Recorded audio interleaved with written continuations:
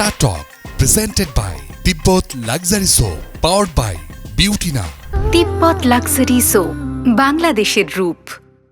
একদমই ছোটবেলায় গানটা কি কোনো প্রাতিষ্ঠানিকভাবে শেখা হয়েছিল?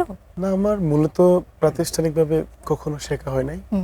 আমার বাবা একজন সঙ্গীত শিল্পী, আচ্ছা, বাবা গান করতো। আমার দাদু ছিল একজন কাওয়ালি গান করতো। জি, বিশেষ করে আমরা হচ্ছে কাওয়ালি ফ্যামিলি, সুফি গানের ফ্যামিলি। ওস্তাদের খুব জনপ্রিয় একটি গজল আমি চেষ্টা করছি এটা গাওয়ার জন্য। जिस्म तरशा हुआ दिलकशो दिल नशी, जिस्म तरशा हुआ दिलकशो दिल नशी, सलदली सलदली।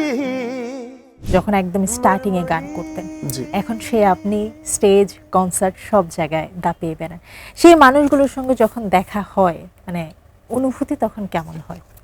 আমার আসলে তখন কোনো অনুভূতি হয় না, আমি তাদেরকে সবসময় সম্মানের চোখে দেখি। ঘর থাকে না, ঘরের ভেঙে গেলে খুঁটি, কিছু কিছু মানুষ থাকে হৃদয় যাদের দুটি।